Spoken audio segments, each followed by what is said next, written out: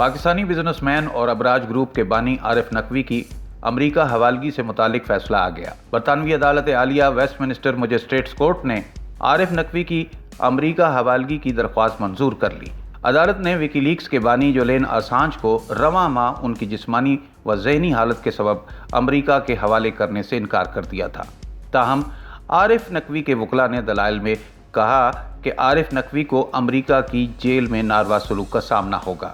Case کی سماعت کے دوران 6 ماہر گواہوں نے ویڈیو لنک کے ذریعے امریکہ کی جیلوں کی حالت زار بیان کی۔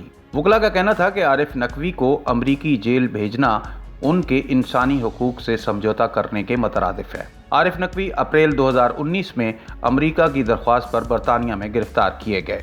بانی ابراج گروپ عارف نقوی کو دھوکہ دہی، جعل سازی اور منی لانڈرنگ سمیت 16 مختلف الزامات میں 300 برس کی سزا کا سامنا ہے۔ یاد رہے کہ عارف نقوی نے ابراج گروپ کے ذریعے کے الیکٹرک کا سودا کیا تھا، جو آج تلک برقرار ہے۔